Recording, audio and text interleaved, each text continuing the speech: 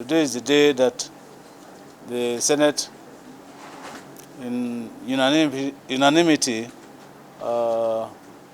announced me as the minority leader of the 10th Senate. And of course, you will recall that my brother, who was the Senate minority leader before, had his election nullified by the appeal court. And you know, power abhors vacuum, and somebody has to step in. And in their magnanimity, the minority caucus of the 10th Senate resolved that the position of minority leader should still remain in the North Central. And by the grace of God and the support of my colleagues, they picked me as a replacement, and that is why today I was announced the minority leader. Interestingly, I'm from a minority community in Benue State. And so I was telling somebody that there is power in minority after all. In democracies, and especially in parliament, you agree to disagree, you disagree to agree.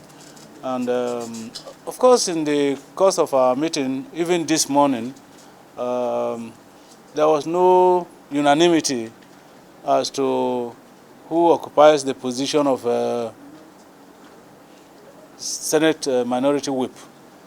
While some people argued that since it was in the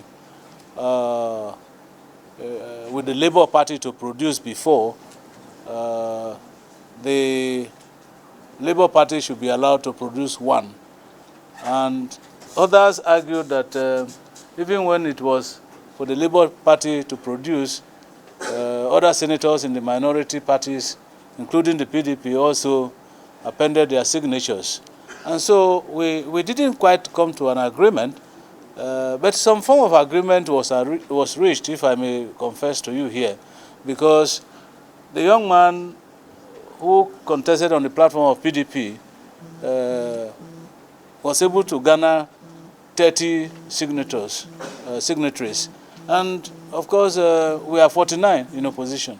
So it was on the basis of that, and based on our precedents, that the Senate President said he had no choice but to announce, because majority of the people in opposition party, 30 of them out of 49, endorsed Osita. And that is the situation as it is now. In life, nothing is cast in iron. I want to assure you that moving forward, as minority parties, in order that we maintain some level of cohesion and agility, I will endeavor to bring our members together to accept a common position on various issues, especially even on the issue of minority whip. I think we are capable of bringing ourselves together to agree on whatever decisions that have been taken, especially when that decision is by the majority people. I think that is what we will do. Without prejudice to the sentiment of the Labour Party, something definitely will have to be done. I assure that one. Well, I'm happy that you know that we had a very vibrant, articulate minority opposition group in the 9th Senate. I hope it is not lost on you too that I was in the 9th Senate. And one of the reasons why my colleagues say, look, Mr. Moro, you are sufficiently experienced in how it happens, and I think you can do it. But let me state straight away here that our interest in the Senate is to make sure that we evolve a system that works for all Nigerians. And that is exactly what I'm going to pursue.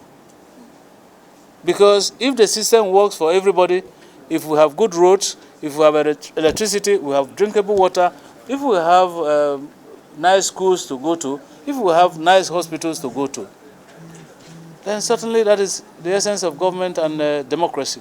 That is what I'm going to pursue. If it takes some bipartisanship to do that, I will do it. If it takes some level of compromise, I will also compromise to achieve the result for a better Nigeria for Nigerians. I can assure you also that when things are going wrong, when Nigerians are hurting, I certainly will be hurting too. And I represent the voice of those people that are not ruling at the moment. And so we'll work constructively together, engage robustly with the ruling party, and ensure that the right thing is done for Nigerians, and that Nigeria has good governance and a better Nigeria for Nigerians.